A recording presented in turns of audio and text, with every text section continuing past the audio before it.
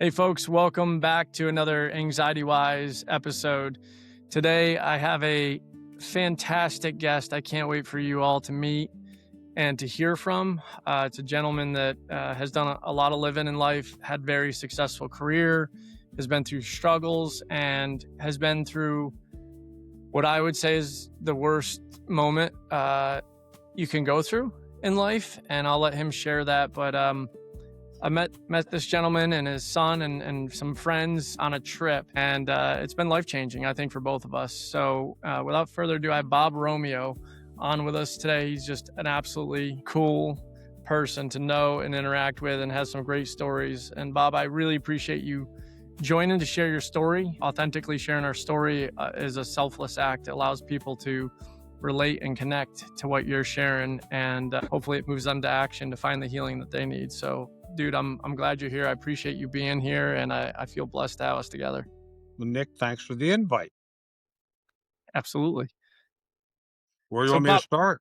I want you to start, just kind of share with the audience how you and I met, that because it was such a odd meeting. It was the first time I had been to Quest Haven Lodge. My family and I like to hunt and fish, and it's a hunting ranch and run by just an incredible family, faith-based family. I'm actually wearing their hat today. I love their logo. Yeah, it is a The good logo. Such a good logo. I'm makes me want to redesign my own. Uh, but very kind, giving, hardworking, humble family. And it's funny how you get in those kind of circles, how magic can happen. So Sarah and I showed up the night earlier than we were supposed to. We weren't really we were new there. So we're like, what's going on? And you sat down next to me. I guess I'll just let you take it from there, how we met, what it was like for you on your end, and what you shared with me, and then how the next few days went for Well, starters. Quest Haven is a very unique hunting lodge, and the people are great. And I've been hunting there 4 years now, and I go back every year, twice, a couple times, and it's a fantastic place. And Russ is such a good host. And we were out hunting that day. We came in for dinner, and you and your wife were sitting at the table. And so I grabbed some dinner and joined you. You look like an interesting couple. So we started talking and finding out a little bit about your past as a financial advisor, and then about you helping veterans with their PTSD. And I think somewhere along the way you had heard that I had lost my son, which was a um, tragic loss. And you thought through your session that maybe you could help me. So you invited me to join you for a session, which I did. If you want to take it from there, you want me to Yeah, continue? no, let me share something that was pretty unique. So from my perspective, this honestly happens often when you're holding on to a lot of post-traumatic stress and a lot of emotional funk. Things just, I want to say, like, even from my own perspective with me going through this process, like things seem blurry, almost fuzzy. Like you didn't have the clearest perception maybe. And that night you sat down next to me, we hadn't talked a whole lot in depth yet. And you just threw at me that your son just passed away tragically like a month earlier. And that floored me. I was like, your son, I'm going to let you, I can't wait for you to talk about your son, and we'll honor him here today and share the story. But he was in his 40s, correct? Correct. Yeah. So you're Just turned 40, just two turned days 40. before he passed away. Yeah. So here's your son who's years younger than me, and you lose him. And as a father, I have my 5 kids, and I got 2 boys, and I like immediately I'm like in your shoes going, oh my God, I can't even imagine. And it was the next morning that I was wearing a Folds of Honor shirt, and we started talking about veterans. So I kind of shared the story, the background, how I got into the work that I do. And you graciously like, hey man, you want to walk me through that? It sounds kind of crazy, but let's see what happens tonight. So I guess you can take it from there, like that night, and then through how things went, maybe then from that point through the next couple of weeks, if you'd like. So I shared with Nick that I had lost my son. He had just turned 40, and it was a couple days after that we had a wedding, and he didn't show up at the wedding. It was out of town. But we got worried. We kept calling, no answer. So we sent some friends over to his apartment, and the door was open. They went in and they found him dead on the floor. Needless to say, it was a terrible shock. I was, I don't know, for some reason I got fixated on the fact that he died alone. I just couldn't get over that. We called the coroner. They did a fast autopsy, and he had died from a brain aneurysm. And they said he was dead when he hit the floor. So even if I would have been there was nothing I could have done. So that brought a little comfort. But with his death brought a terrible tear in my heart. It brought an anger. I was angry at the world. I was angry at God. I just basically pissed off and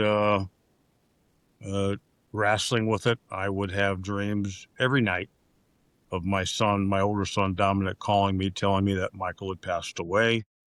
Every time I would look at pictures of Michael, I'd break down and cry. And I was just really struggling with it. It was just in a dark place with it. I couldn't come to grips with it, and I was having a hard time accepting it. So Nick invited me to take a session with him, which I did. I was somewhat skeptical a little bit of how this would help or what it would do, but Nick said just go into it with an open mind. So I did. We went downstairs in the lodge and we took an hour session. And at the end of that session, Nick said that I had a lot of PTSD, and that was from some medical trauma I had when I was young. It was from 10 years on a volunteer fire department. And also I had some anger, which I think anger in my business and definitely anger from my son's death. And Nick felt that through our session that he had gained some ground and that I should start to feel some different things, which that night I did feel hungry, and that night I did sleep good.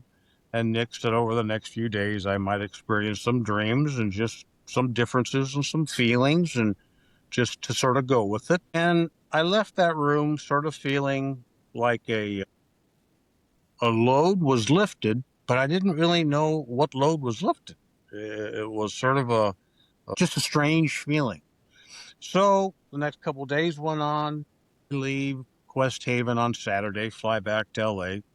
I'm stuck on the runway for 45 minutes. And in the middle of that, I get a picture from my son, Dominic, of Michael's gravestone marker. And that just hit me hard. I started crying on the plane. The flight attendant come up. Are you okay, Mr. Romeo? I said, oh, I just had a disturbing picture, but I'm fine. Thanks for checking. And got home, had lunch, and sort of was a little depressed. Sort of thinking, well, I don't know what Nick's journey did for me because I still feel sort of depressed and upset. But we'll see. That night I went to bed, and that night started a change in my life. Went to bed, I had the most surreal dream. I don't know if the dream was an hour. In my mind, it seemed like it lasted all night. And I was at a party. And I left that party with my son, Michael, in my arms as a baby. And we started to walk up a dirt path. And he then turned into a child. And he then turned into a teenager. He then turned into a young adult, and then he turned into an adult. And as we walked up the path, along the side of the path, all these people were lined up. Relatives that were both dead and alive, friends that were both dead and alive, friends I didn't know, which were clearly Michael's friends, all wishing him a great trip, tell him that they loved him, have a great journey, we love you. We kept walking up this path. And again, in my dream, it seemed like it was all night long. I get to a pair of black gates, small black gates, and I can't open them. I'm pushing on them, they won't open. All of a sudden, a bright light appeared, very bright, like blinding, and a voice said, Michael, do you accept Jesus Christ? Michael said, I do. And the gates opened, and Michael went in and looked back at me and said, Dad, I love you. I went to walk in, the gates closed, and the voice said, Bob, you need to walk back down the path for which you came. Okay. So I start back down the path. And as I walk down the path, a segment of people, the same group was still on the path, but there was a segment of people that stepped forward on the path to say to me, Bob, you hurt me. My ex-wife, my wife, my kids, my sisters, family members, a few friends. Bob, you hurt me. Bob, you hurt me. Bob, you hurt me. The dream ended at that point. I woke up in a complete cold sweat, shaking uncontrollably. My wife came in. She thought I was having a heart attack. She was trying to dial 911, and I kept telling her, let's just get Nick on the phone. So I think we called you, and you spent about a half hour and sort of talked me back down off the ledge. Yeah, For we the in that moment, we actually went in that moment when you called me, I was actually out shopping with my family, and Sarah's like, "Nick, Bob's on the phone." So I ran out to the truck. We actually ran a session right there, which I'll unpack for the audience in a minute, but I want you to keep going from where Nick, you were at. I was in such a bad state. I don't remember that session. I just remembered I called you for help. I don't know what we talked about, other than So I know that when we hung up, I felt better. yeah, And for the next 2 days, I locked myself in my office and I called everyone that said I had hurt them and atoned for what I had did, apologized for what I had did, and asked them, what do I need to do to correct it? And it was at that point that the brain clicked and it gave me a reason, if you can use that word, for Michael's death.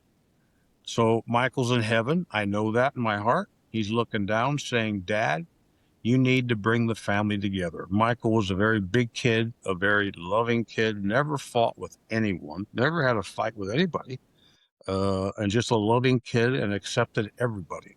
And I knew he was in heaven looking down and saying, Dad, you need to bring the family together. And that allowed me to focus on that. And it took that hurt away and it gave me a sense of purpose. It allowed me to continue a journey.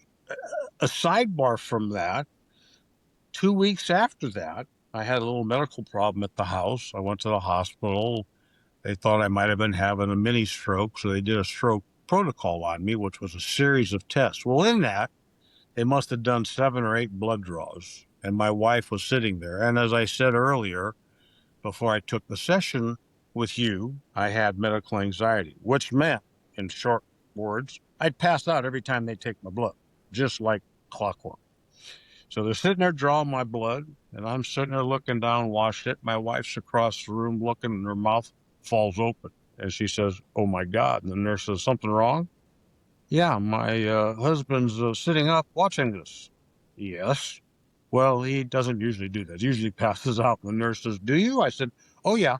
I said, But a friend of mine reworked my brain. I'm okay now. She started laughing. She said, Well, I need to meet that friend of yours because he did a great job. And hence, we did the blood draws, and I have never had a problem since with the blood draws, which at 68 years old, you get poked a lot.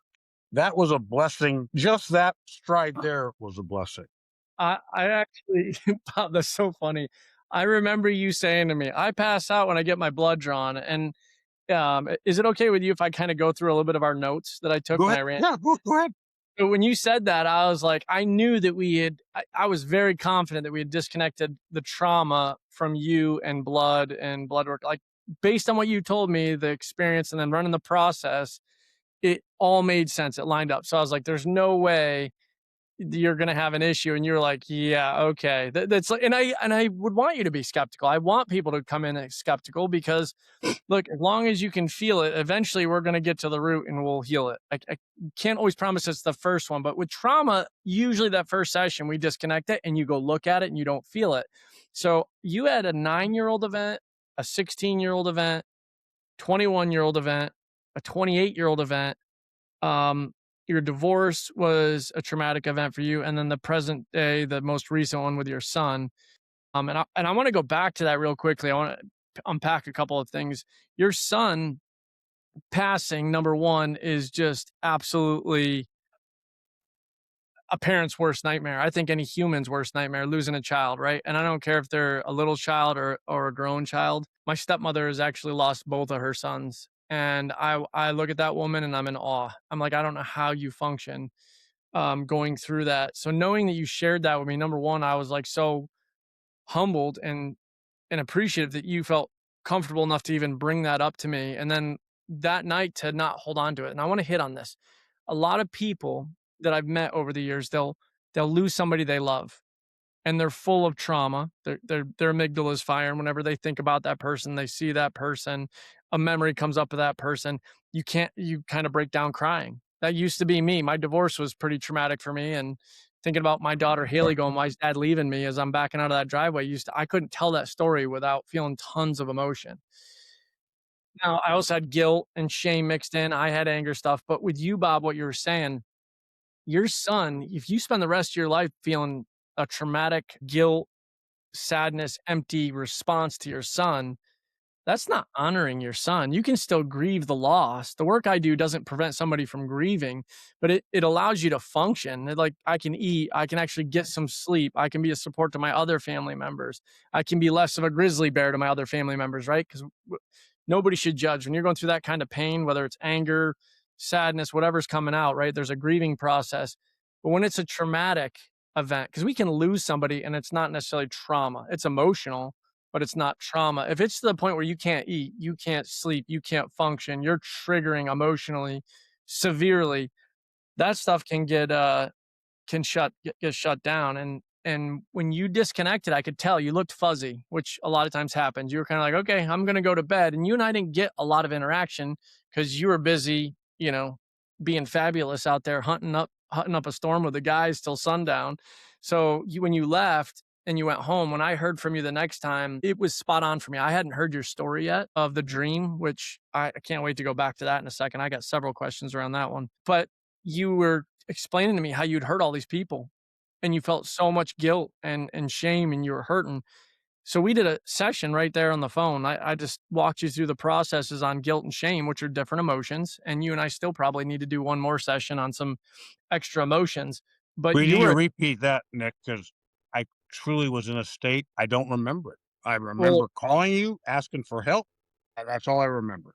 yeah, but the thing is, it disconnected, or else you wouldn't have been. Your emotions went from a 10 to a 0. You were like, wow, okay, I guess I feel pretty good, man. I'm just saying there's other emotions I might want to go after with you, but for the audience's perspective, you were all like, think about it this way: a traumatic event happens, doesn't matter what the event is, that's super heavy and powerful, right?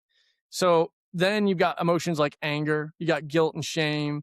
You could have, and a lot of these things, even trauma, you've got rooted stuff earlier in your life. There's actually the adverse childhood events. The more higher your ACEs score, or the more adverse childhood events you have, the more prone you are to post traumatic stress later in life. And you had several, right? You had one at 9, one at 16, one at 21.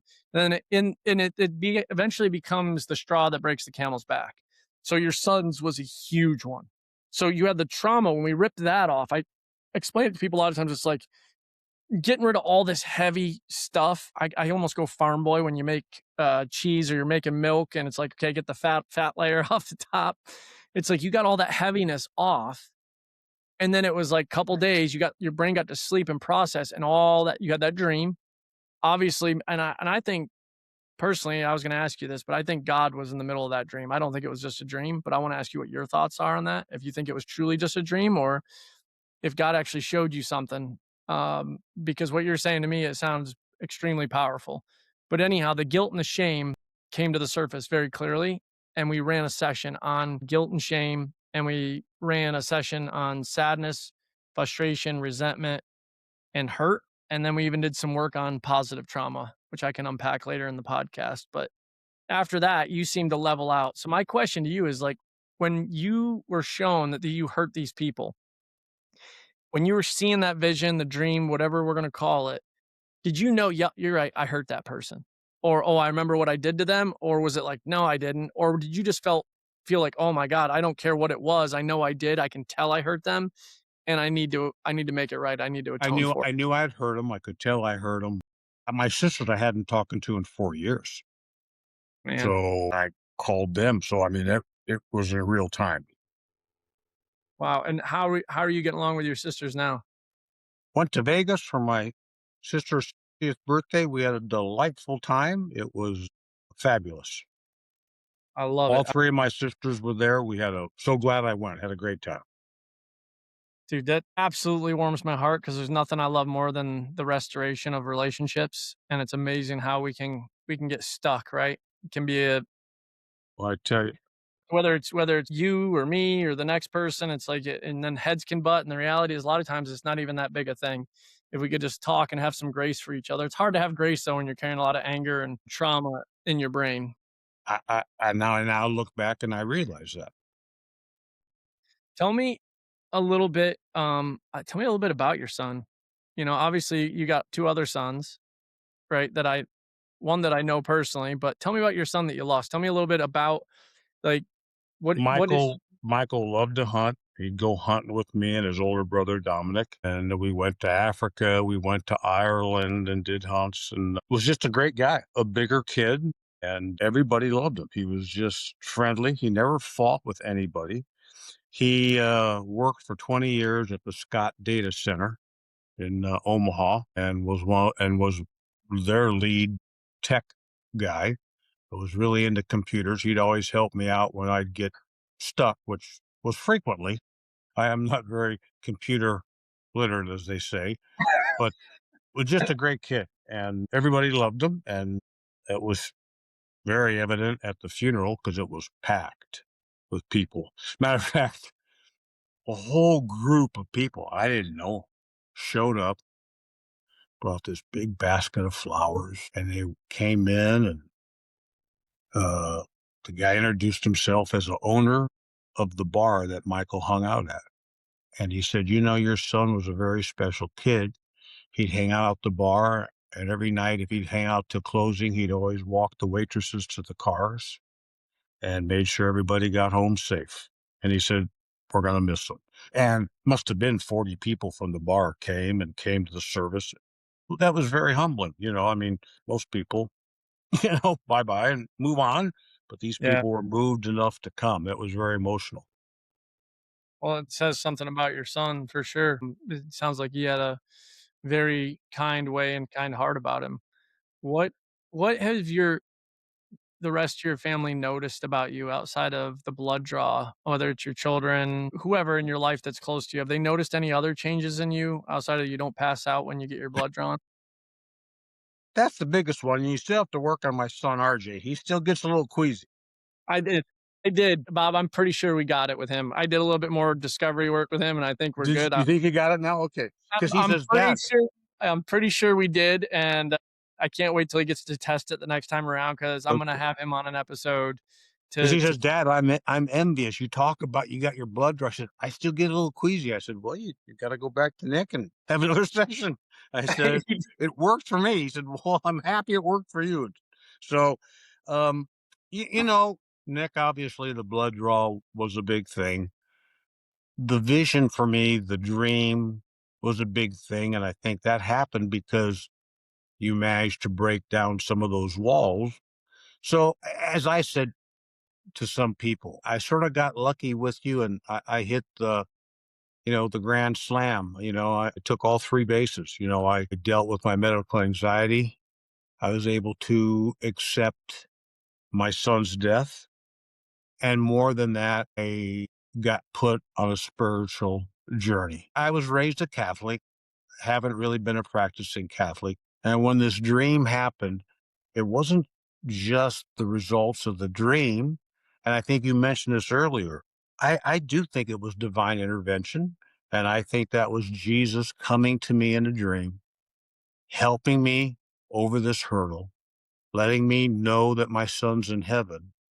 And that rang my bell that, wow, I have not talked to him in 30 years.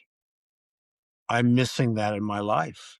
And Amen. once I put that back in my life has completely changed. And I realize, and I know to some people this might sound crazy. And again, I'm not an over spiritual person, but I believe Jesus has put me on a journey. He's put me on a journey to share this story with people. And I'm on a journey. I don't know where the journey is taking me, but I wake up every morning excited about life, excited of what the next encounter I'm going to have. And almost religiously, once a week, I'm having some type of a mind blowing encounter. Yeah. One of the encounters Well, hold on one second, Bob. I want to jump in on you real fast because I think I know where you're going. I can't wait to hear this one. I think you've shared it with me. I want to back up just for a quick second. Um, you talking about how this changed you and knowing that your son's in heaven and the spiritual side and you not talking to God for 30 years and being angry. Um, I'm going to share from my perspective. Obviously, I know your son RJ and I've talked to him and he loves his dad. And he and a few others have told me, they're like, man, there is such a shift. He's like, with my dad, we go places. He's so much lighter. He's engaged. He's relaxed. He's happy. You know, I can't remember verbatim all the words, but he had shared that with me that dad is a he's a different dude. And I want to read something to you. Is it okay if I share something with you from James? This is James 4 1 through. I'm going to read a little bit of it for you. But I feel like you tell me if this resonates with being able to connect with God and to get rid of that anger and that trauma in your life. What causes fights and quarrels among you? Don't they come from your desires that battle within you? You desire but do not have, so you kill. You covet, but you cannot get what you want, so you quarrel and fight. You do not have because you do not ask God. When you ask, you do not receive because you ask with wrong motives, that you may spend what you get on your pleasures. You adulterous people, don't you know that friendship with the world means enmity? Enmity, I always get that word wrong, against God.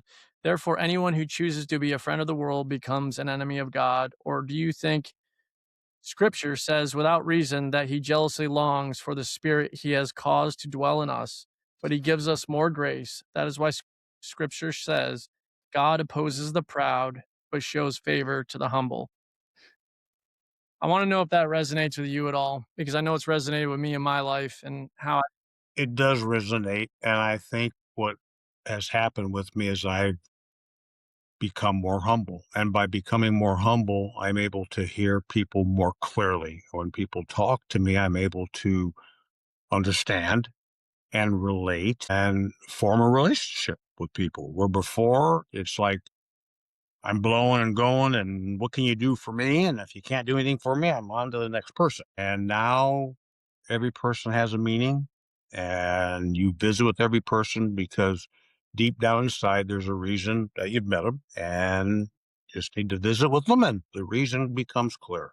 amen. And I, the other day, I'm in the Home Depot parking lot strapping the load down. A guy comes up, he's got an Army shirt on, older guy. I said, "Are you a veteran?" He says, "Yeah, Army for 3 years." I said, "Well, thank you for your service. Hey, you need some help strapping down your tarp?" "Nah, I'm okay. I'll get it." Well, the guy just starts talking. So I sit on the tailgate. I start visiting. "Well, why don't you shut off your truck?" So I go shut off my truck. For an hour, we sat in the Home Depot parking lot talking. I shared the story about my son. He shared some stories. And I had the most delightful visit with a gentleman that was walking through the Home Depot parking lot. And it was an unbelievable experience. It was a delightful visit. That's what I'm able to do now, Nick, that I couldn't do before. Imagine that. Like, and that what's God's greatest commandment was to love your Lord and God above all else and love your neighbor as you love yourself. And I think these days we don't do a very good job of loving our neighbor. You know, we find all the ways everybody else can struggle or they're not so great in life. And I think that, Bob, is a great example of you loving your neighbor. You know, you said something else, the humble piece, and I'm going to tie this in. I mentioned positive trauma earlier, but the humble piece, man, pride is so sneaky and how it gets all of us. And reading through this James and a Bible study I was doing this morning with Sarah, and I shared with a few people this, but I was thinking about it and I was like, you know what? God opposes the proud, but shows favor to the humble. That sounds like a no brainer when you're thinking about it, right? Proud, being prideful. It's a state of acting like Satan and making a decision based on your desires and thoughts, not God's.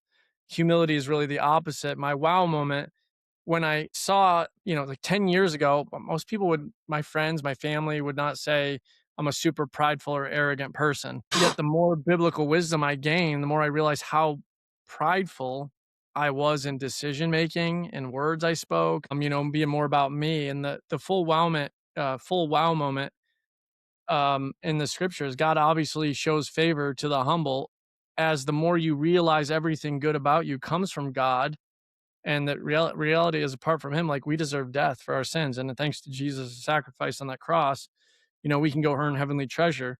So, it sounded a little bit like rambling, but one of the things that I was sharing with the guys in my Bible study was, do you have a teachable heart? Not with just scripture, but in all parts of your life. Or are you more interested in being right or knowing the truth? And I think we all fight pride in some way, shape, or form daily. We're all sinners, but something that we worked on with you was positive trauma, which is basically like, if you think about negative trauma, right? Think about losing your son. That's horrific trauma. That is fear, terror, helplessness. That is just, my opinion, can't get much worse, but it's all about what your brain codes it as. But when a picture or a memory or a sound or a smell that reminded you of your son hit your brain, it would trigger that flood of emotion. Positive trauma is generally, and most people I work with have positive trauma of some sort. You grow up in a household where either you don't feel loved or you're not good enough. You could have great parents, but basically they're just trying to like give you a good work ethic. So no matter what you do, it's never good enough. Well, you could have done that better. You could have done this better. Maybe you're the short kid, maybe you're the fat kid, maybe you're the ugly kid, whatever. Growing up, you get picked on. And then eventually you do something worthy. You do something where people recognize you, or you get recognized, or you get an award, and it feels super duper good. And I don't know why the brain does this, but the brain grabs onto that super positive emotion, that prideful emotion, and it sticks that in your amygdala. What that's doing is trying to protect you from feeling like that little kid, that hurt kid that was never good enough or was never loved enough. Because the reality is, most people that have positive trauma, if you tell them they're not good enough, you tell them they suck, they messed up, they did something wrong, they take it deeply personal.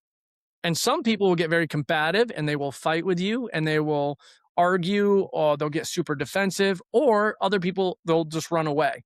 But they'll still feel it like a stake to the heart. That's fight or flight. I'm either going to fight you or I'm going to run away from this scenario. So as these events go on, they're always sevens and higher. So like 1 to 10, how strong is it, Bob? You had a high school event, a talent thing, a son's marriage, safari club. You had a handful of things in there that were tens, 10, 10, 10, 10, 10.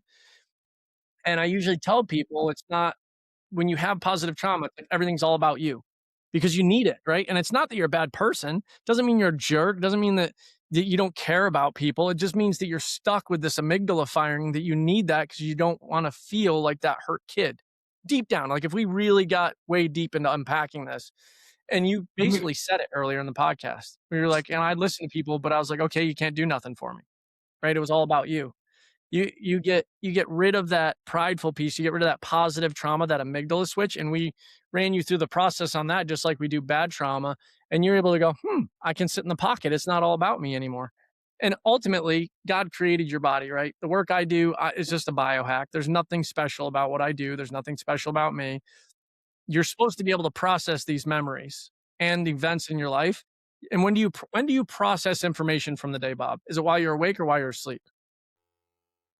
I think while I'm awake and while I'm sleeping, I think I process at night also.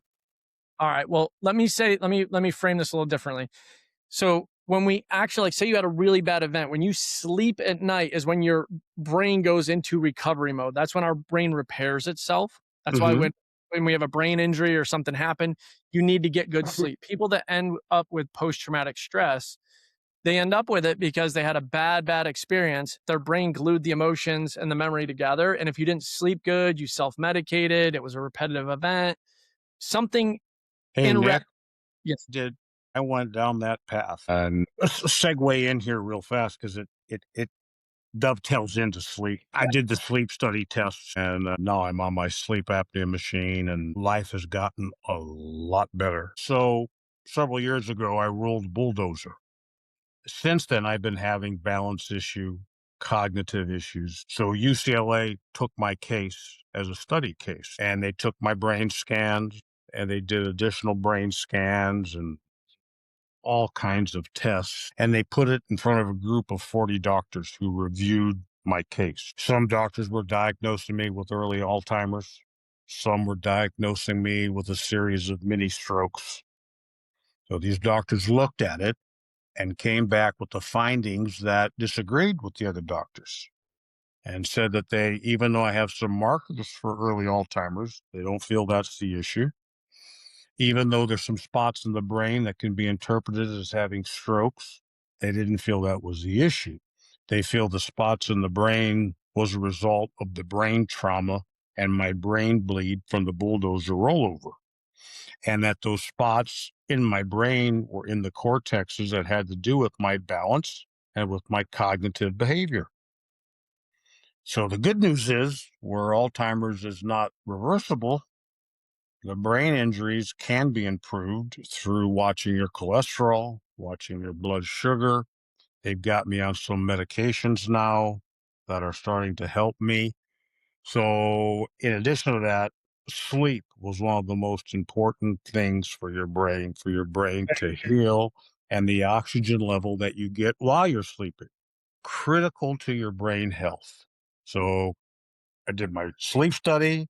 I got on my sleep apnea machine, and I can tell you that is so true. Yeah. You're I'm a witness to that.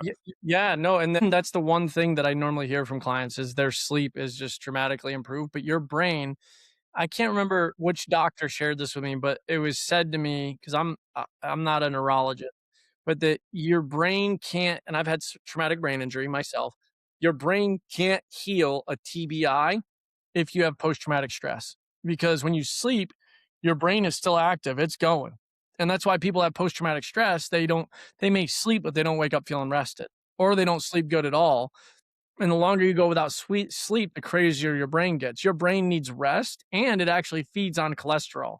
So you got to make sure your brain's getting enough of good cholesterol. So, I had a combination. I had the Yeah. issue with my stress going on. I had the issue with my blood sugar. I'm a diabetic. I had the issue with my cholesterol. I had the issue with my sleep. I had the perfect storm happening in my life. Yeah, But you did. now I've got that all on the level thanks to you and other doctors and feeling great. Well, I'd say thanks to the good Lord, man. At the end of the day, he designed your body and he designed it to heal. And that's what I share. A lot of times people are like, man, this sounds crazy. I'm like, it's just a biohack for REM sleep. The process I walk you through allows your subconscious brain to reprocess old information without talking about it, which is exactly what you and I did. I didn't have you bring up every detail about everything, but I got your conscious brain focused on Jesus while we were running the process. And then it's like, oh, okay. And I won't go through all the details of the process on this episode, but it essentially is a biohack. And that, like if you cut your arm and you gotta need to put a band-aid on it, within days or a week, the cut on your arm is healed, right? Your body will heal if you give it the right things, whether it's nutrients, rest, sunlight, whatever it is. I guess I just never related to a brain injury as an injury that needed to heal. Yeah. If that makes any sense. I got bumped in the brain. I had a brain bleed. Okay, I'm better now. They say it resolved itself. On with life. I didn't realize the Well, trauma or the healing process that needed to take place after that and the treatment that I'd had no clue of that. yeah. And Bob, I didn't either until my brain injury. And that's when I started having my nightmares. 4 nights a week, Sarah's walking out on me. It was tied to my old marriage and it was tied to I got the brain injury when I changed career fields. And I'm like, oh my God, I can't talk to people. I became introverted, depressed. I'm like, my wife's going to leave me. I'm going to go bankrupt. I'm going to lose my job. I'm going to lose everything all over again, my kids. And I'm having those nightmares 4 nights a week. Well, I couldn't sleep good. So a lot of times I'd drink some alcohol to go to bed. I'd be like, okay, it made me rest. I'd fall asleep.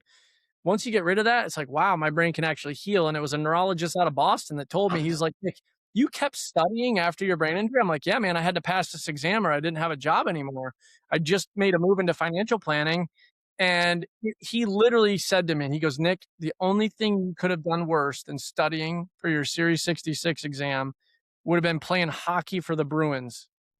And I was like, "What?" And he's like, "Yeah, man, like that's the last thing you should have been doing." And I went from severe brain trauma to studying right after that, literally next day on a computer studying. And it just compounded the problem because the brain didn't have time to repair itself. So you turned to alcohol, huh? I didn't drink heavily, but I would have like 1 to 2 glasses of like bourbon or tequila a night. I'd sit down and it would just I'm like I felt like I would buzz. I would be buzzing. Yeah, I turned to pot and Ativan Oh, drug, yeah. and to help me sleep and to try to overcome that. One of the first things the sleep psychiatrist doctor did was made me flush the pot down the toilet and the Ativan down the toilet, which I did, and I have not been on it since, Great. and it's made a big difference. But yeah, Well, you do turn to those other things to help you try to cope with the inability to sleep. yeah, you do. When we talk about a depressant, like alcohol being a depressant, brings your central nervous system that calms you down. And it's very fast. So some people, the addiction that they might go to could be working out. I know people that if they don't get to work out, they're a psychopath. They're like, oh my God, I'm going to kill the world, right? I need it or else I can't calm down, which exercise is great. I'm way big proponent of that. But there's a difference between I love working out, I want to have a healthy body, and I have to do it or else I feel like I want to crawl out of my skin. Some people use drugs, some people use sex. It could be a number of things when you're dealing with trauma. When it's gone, though, you feel pretty at peace, don't you? You And I do. didn't know about sleep study. Did you do it? Have you gone back since the work we did? Nick, I've been, since the work we've done, I have been to 2 neurologists. I have done the psych workups. I've done the sleep study. I've done the sleep study where they put me on the machine and studied me. I've done it all. And it's all better. All better. All great things. I'm glad I did it.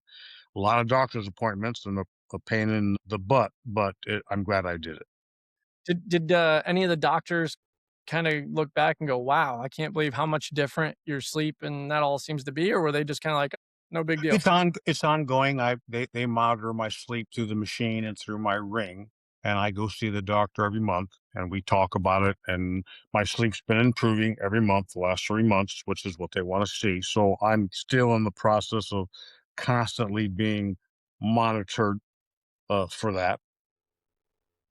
Gotcha. I'm trying to find a picture here, Nick, because I got a funny story.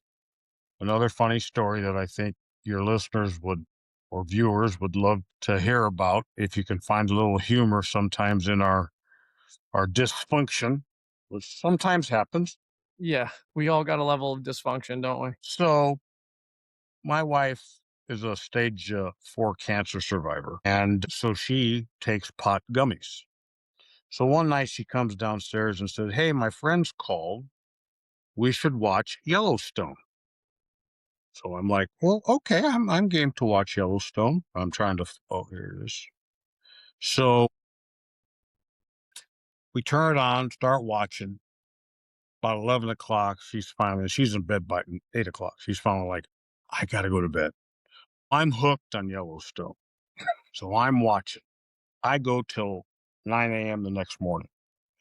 Well, she goes upstairs and leaves her pot gummies by the chair. Hmm, maybe I should try a gummy. So I eat a gummy. I don't feel nothing. Eat another gummy. You still don't feel nothing because I don't know about the gummies are a delayed effect. So I'm Oh, on my third gummy when the first gummy finally kicks in. Well, by the time the third gummy kicks in, I'm like, wow. And I'm watching Yellowstone and I get fixated. This is a great story. I get fixated on badges. They have their cattle brand inspection badges. Well, goddamn, I got to get my guys at the ranch some badges, but I don't have any cattle.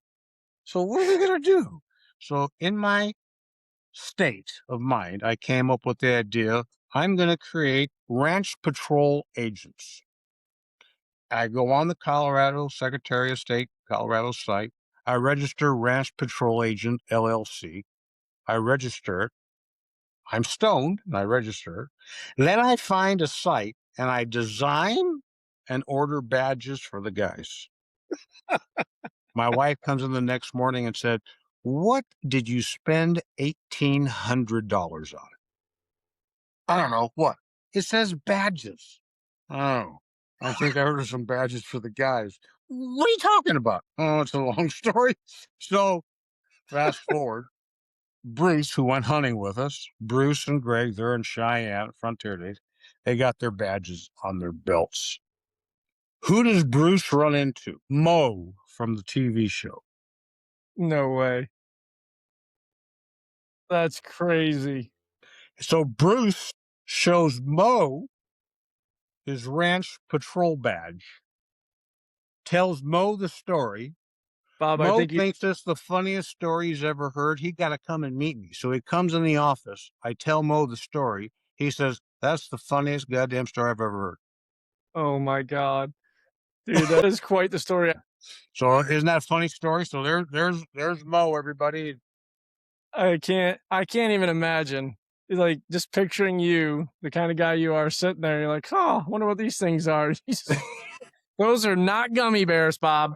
No. Settle down, step away from the gummies. Yep. Oh, And they yeah. take a little while to act. And I learned a lesson there, Nick. I'm sorry to segue away from. I just thought that was a funny story. Bob, that's okay. Hey, tell me, what is it that you like about hunting? Because that's where you and I met. What is it that draws you to the outdoors, being outside? You got a out in Colorado, ranch out there, deer hunting out east. You've been to Africa. I'm a little jealous of your travels and the places that you've been. But what is it about hunting and being outdoors that you love? You know, Nick, when I'm out there hunting and outdoors, I feel close to God. I feel like I'm as close to Him as I can get in the real world. I'm in His nature, I'm in what He created, I'm looking at His magnificent animals. You know, a lot of people, my wife's one that said, "Well, you kill these animals." And like I try to tell her, I said, "Amy, yes, we kill the animals, but like in Africa, every animal we kill, we skin, we butcher, and at the end of our hunt, we all hop in the pickup and take it into the village and give the meat to all the people, which is what they eat and live and survive on. Because the average wage in Africa is like $3 a day. I mean, poverty's all around you. So I find in hunting, it's a way to give back. It's a way to be spiritually connected. I think it's just beautiful. I sit outside. I enjoy the sunsets. I enjoy sitting there in the morning when the sun comes up early morning and you listen to the animals run around. It's just I don't know. I find it very, for me, a very spiritual place, and I just love it. Can I ask you a question as a dad and somebody who's been pretty successful in business? Yeah. My question for you is, I know we shouldn't live with regrets, right? We're forgiven for our sins if you're a believer and you've accepted Jesus Christ. And but if you could go back without anger, without your trauma, and like relive your life over again, what kind of difference do you think that would have made in your decision making and your life and your relationships to be able to walk through it feeling and looking at the world the way you are now? That's an in-depth question. I regret not having the ability, the understanding maybe, to spend more quality time with my kids in my early years. I think I was very focused on building a business, and I dedicated my life to a business because I was chasing financial rewards and what I could do for myself and my family. And for that, I think my family sacrificed. I think it cost me a marriage, and I regret if I could go back and redo that. I wish I would have had what you did for me 35 years ago. It might have saved me a divorce, and I think it might have made me a better parent. And I look back at that, and that's probably one of my biggest regrets, and all I can do now is be inclusive of my kids, take them on trips I go on, call them and talk to them. But that is a regret I'll take to my grave that I wish I would have done differently. Yeah, I can relate in the sense of when a friend told me that I was triggered to anger quickly with my oldest son, Fisher, and When that finally got disconnected, when I walked through these processes, that was step one, getting rid of the trauma and then getting rid of resentment. Those are some big emotions. And I think about my daughter Haley and my daughter Emma. You know, I went through a divorce and That's that tough. yeah, I can see the fault on my end, and I see where I wasn't as patient and as kind, and I definitely wasn't living Christ-like. But I would tell people I had a deep faith in Christ, and the truth was, I loved Jesus. I knew who he was, but I didn't have a deep faith. I didn't have a deep relationship. It was scratching the surface. I had very little Nick, same biblical. way. I was a Catholic, but I didn't have deep faith. Yeah, as for me, it was looking back at Haley and Emma and just the knowing how many times I'd been impatient. I triggered to anger quickly. I was never physically abusive with my kids, but I would get loud or I would get frustrated or angry very quick and I'd snap. And for little kids, that's it's triggering. It invokes quite the internal response for them. And I'll give you a big difference between me now and me then. Yesterday, Sarah and I were planting new white birch trees. I was doing a bunch of landscaping, and my daughter Annika, who's about as sweet as you can possibly imagine a kid to be, she's helping us get some like stickers that they had on the tree off. Hmm. And she's standing on a rock to do it. And we told her, okay, we're good. Don't worry about it. And then she leaned over to do it and she broke a branch off the tree. So in that moment, my wife was like, Sarah was like, she didn't flip out, but she was like, are you kidding me? And then I'm like, what? I turn and see it. And then I said something and I was like, you could see the look on Annika's face. The poor kid was mortified. She's like, oh my God, I let them down. Are you kidding me? You didn't let me down. That's how I made her feel, right? I'm like, oh man, we're ready to over a branch, right? It's like the new truck. Don't scratch it. So she starts to walk away. Old me would have sat there stewing. I would have felt self-righteous on being angry. The kid didn't listen. You know what? The kid was trying to help me. And I stopped her. I said, honey, come here. I gave her a big hug. And I said, Dad was completely wrong. Mom and dad both. You did nothing wrong. You're trying to help us. We're still working on our ability to get hold of our tongue and not say things. And you didn't deserve that. And I'm working on that. And I hope you forgive me. And I love you, kid. Nick, I can relate to that because what you described was my relationship with my kids when I was growing up. And the trauma that causes them and the hurt. When I took my journey back and I told you my kid said that I had hurt him, that was one of the hurts my kid has. All my kids shared with me, Dad, you were, well, they started to use the term short with us growing up or sometimes angry with us growing up because I would do just what you did. They'd do something and I'd lash out at them. And that was one of the things I had to atone for with my children because that all came up with every one of them on my journey back when I called my kids to say, I'm sorry. And that they brought that exact thing up. And I don't think as parents, we realized, I sure didn't at 30 years old, how what I said and what I did, how that would impact my kids. Yeah. The power of life and death is in the tongue. There's so much scripture on holding our thoughts and our words captive that the more you read and the more you study the Bible, the more you go, wow, all the times where I've been quick to say something, to cast judgment against somebody, to be impatient, to be unkind, man, I got a pile of stuff that I wish I could go back and do differently. The reality is, as parents, you do the best you can with what you got. Nick, I find now what I do is when I get frustrated, take a step back, bite your tongue, take a step back, take Yeah. a breath, and see what reveals it a little differently to you. It helps me. Yep.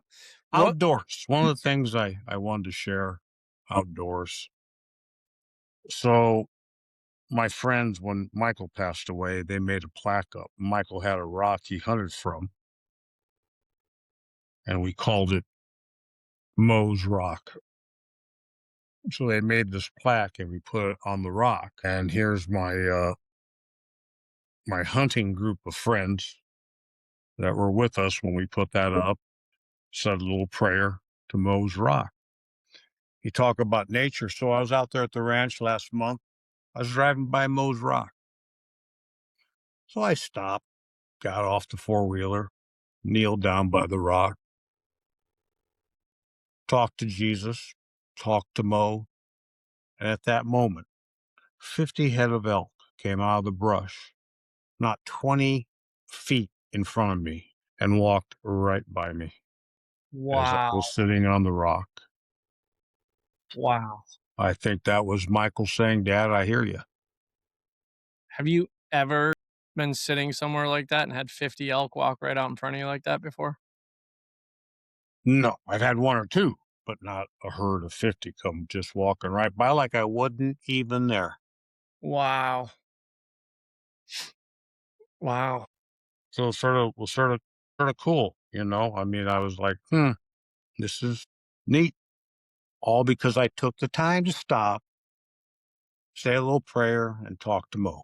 And sometimes I think in life, like I say, we get so busy chasing the dream, whatever reasons, for business, for whatever. Sometimes when we slow ourselves down and look around, we can experience a lot of beautiful things.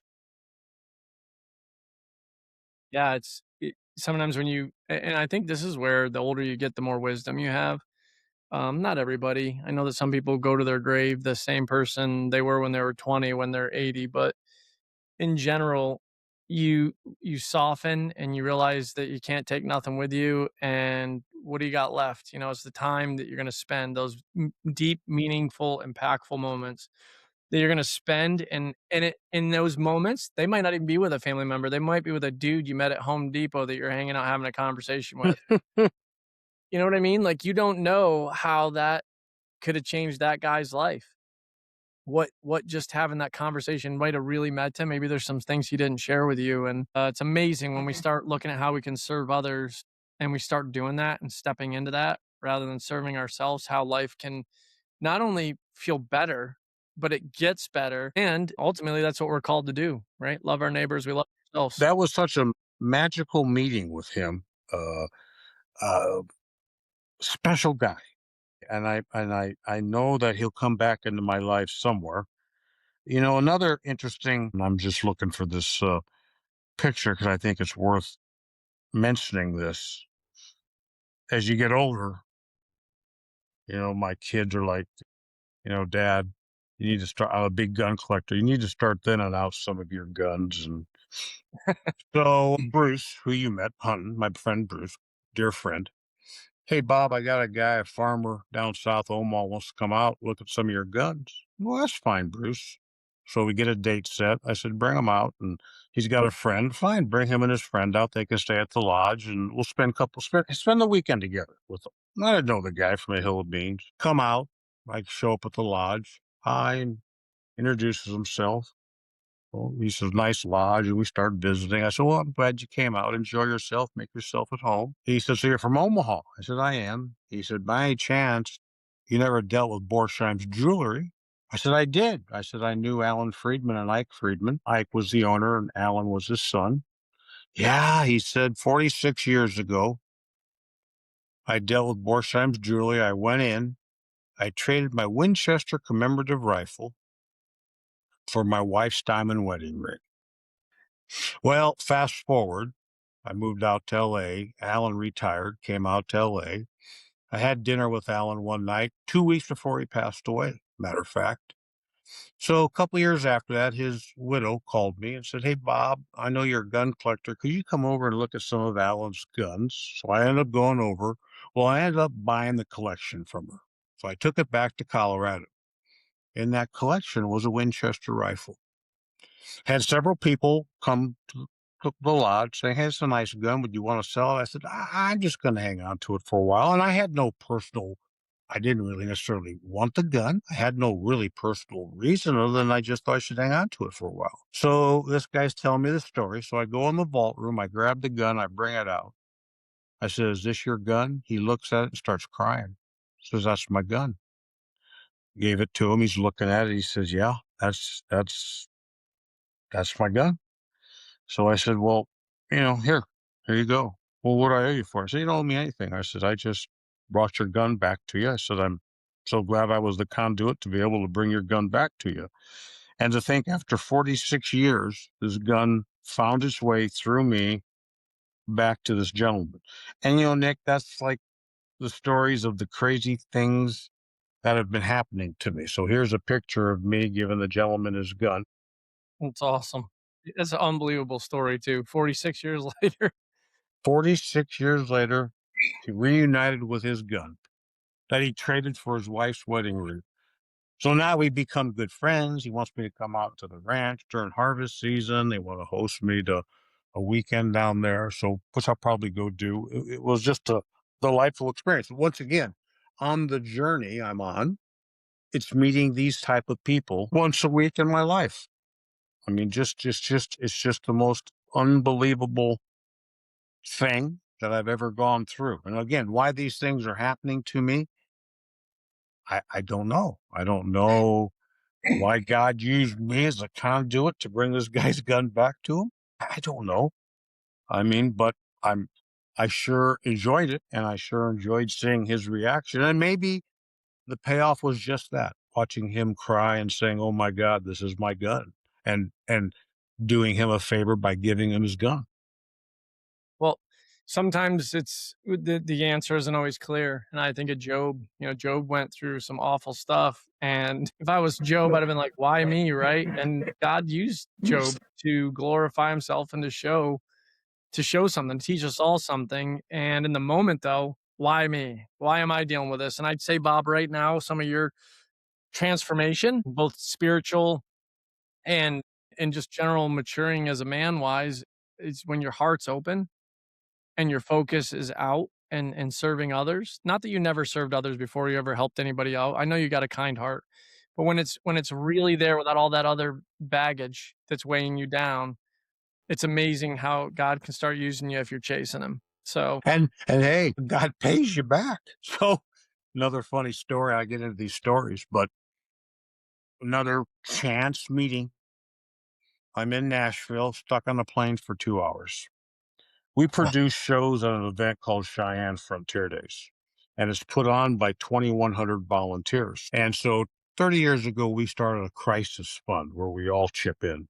And we've got that fund built up to about $600,000 now. Pretty proud of that. And my stage electrician, Paul, had a hernia.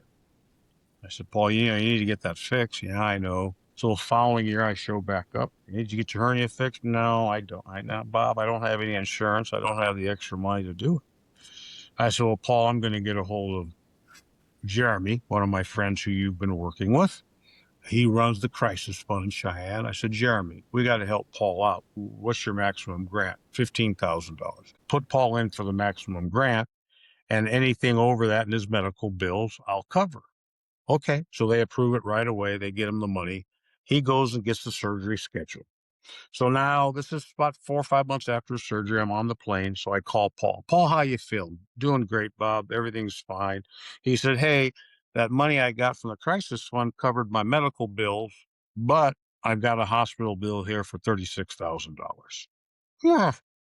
Well, don't worry about it, Paul. It's my responsibility. I'll take care of it. Just I'll fly into Cheyenne, send me a copy of the bill, and I'll take care of it. Oh, you sure? I said, no, no, no. It's my responsibility. I'll take care of it. So I hang up. The guy next to me says, I saw you had an Academy of Country Music bag. I says, yeah. Did you do some work for the Academy? I said, well, I ran it for 16 years. The guy looked at me, said, well, you must be Bob Romeo. I said, I am. He said, well, my daughter's running the charity that you started, Lifting Lives. I said, well, that's great. I've heard some good things about what she's doing. He said, I'm sorry I overheard your conversation. Can you get your friends medical bills? So I called Paul back. Paul, text me your medical bills. Text them over. I text them to the guy. The guy gets up in the overhead, gets his computer out, sits back down in the seat. He's typing away. I'm on another phone call. I end up. He says, hey, Bob. Yeah. Jack Wolf was his name. He said, Bob, the wholesale cost of your friend's surgery was $5,100. Why are they trying to charge my friend $36,000? Or in my case, me, $36,000. right. That's what that's what hospitals do. He said, let me try to help you out. So I'll write you a letter. And when you go to talk to the hospital, they'll, use these buzzwords and it'll help you. So I call him a month later. I said, Jack, I never got that letter. He said, Bob, you know what? Just let me handle this for you if you don't mind. Well, Jack, do you have the time? No, I'll just handle it for you. 2 months go by. I get an email from Jack. Bob, I got the issue resolved for $100 and a gift card. Wow. Well, Jack, that saved me $36,000. Thanks, buddy. Not Right. only did he do that, but then he flies up to Cheyenne and he takes Jeremy and the board down to the hospital, and we get registered with the hospital as a charity. So we automatically get discounted rates at the hospital for any of our people that we steer there. So here, this chance meeting on a plane, this guy affects my life financially, affects my client's life in a good way. And we're going to host him. I'm paying to have him come up to Cheyenne. We're going to host him for a few days. But once again, that was like divine intervention. I mean, God, what this guy sitting next to me on a plane. What's the odds? It's like the guy with the gun. What are the odds of that? So Jack, what do you do in real life? I negotiate rates with hospitals, with insurance companies for 36 years. Nick, again, what the only thing I can call it is divine intervention because there's nothing else to call it. I mean, So, it's just crazy. I mean, that's just one. I'm flying out of LAX the other day. I'm in the club room. And again, I'm in my openness state. This guy comes by. He says, puts his stuff down at the table. He said, will you wash my stuff? I said, yeah, I'll wash your stuff. I'm going to get a bite to eat. My brother's here. I said, okay, I'll keep an eye out for him. His brother shows up, puts his stuff down. I suppose you want to go eat. Yeah, you wash my stuff? I said, yeah, I'll wash your stuff. They both go, they're up at the bar getting stuff to eat. They come back, they sit down. We start talking, and they just seem like nice guys. Their father served in World War II, married their mom in Japan, and they live in Japan. His dad never came back to the States, had his boys there. So was a very successful businessman in Japan. So worth telling. So somehow I got out of the story that I shared with them about Michael and me finding Jesus Christ. I don't know why. I just shared the story with them. And they were so enthralled with the story. I mean, they couldn't take their eyes off me. I mean, they were just staring at me. So we finished the story. They stand up and give me a hug and said, let's pray together. So in the middle of the club room at LAX, we're saying a prayer. Everybody's looking at us like we're in a spiritual cult. So they sit back down and I said, thank you guys. They said, well, we're both missionaries. Really? Yeah. So they start telling me about their service. They said, we're also in the process of making a movie. Making a movie? Yeah, we've already spent $60 million. Well, your father must have had a good business. No, we were very fortunate. He left us a good sum of money, and that's why we're doing the missionary work, and we don't need money. So, well, that's great. I said, what's the movie about? It's the life of Jesus Christ. I said, really? They said, yep. They said, and we want to really try to appeal to young people, to introduce young people to the life of Jesus Christ. So we had to really think hard about what could we call the movie? The divine one, blah, blah, blah, blah, blah. We came up with a name. I said, what's the name? The Outlaw. this is awesome. And I'm sitting there going, the Outlaw. Back in his day, I guess a lot of people look at Christ saying he was an outlaw, he was a rebel. And what a great title that could capture young people to maybe take a look and get exposed to the life of Jesus Christ. You know what? I've had other people share with me that, Nick, I didn't know when they kind of start coming to Christ, or they learn some things. They're like, he was a rebel, or he was like an outlaw, like you'd say, because he he rebuked the ruling authority, Oh, mm-hmm. Pharisees and Sadducees, and here he is, our Messiah. Dude, I'd love to talk to them. I'd love to have them on, the missionaries and the young lady that runs the Lifting Lives. That'd be great people to connect with. We're probably over time, but I just want to, Bob, thank you from the bottom of my heart for being you, for being like a lot of people at your age would be like, I'm good. I'm going to continue being me for the rest of my life. I'm going to hold on to this stuff. And you allowed me to fill my cup by getting to work with you and your family, get to know your family, and then even more so by sharing this story. It's not And all my dysfunctional friends. Your dysfunctional friends are great, man. I love them. The ones I've met so far. I'd say I'm probably one of them too at this point, but it takes a special guy though to own his stuff, to like the atonement that you did with your family. I think that speaks volumes. You can't change your past. All you can do is live each day looking towards Christ and to leaving this world better than you found it, and trying to share the gospel with others. And I think today's episode you did that. We didn't discuss it prior. You just came in here and you shared how God's been working in your life, and I'm thankful for that. I'm appreciative of your friendship. I love you, man, and gonna have you back. I'm gonna be sending you a journal, and I want you to start capturing the divine intervention moments. I And I want to. I need to, because I'm forgetting them. And literally, Nick, it's once a week. Some small, some really memorable, but they're all moments. And even the small one, I feel it changed someone's life. You know, it might not have been like giving the guy the gun or the guy getting me off the hook for $36,000, but there's still moments, and it's a great journey. Well, if I send you that journal, will you write in it for me so that I will. I can't promise I will try. All right. Well, I appreciate you trying, buddy. I appreciate you having us on. God bless you, and thanks for being here today. Thanks, Nick. Love you. Appreciate everything you've done.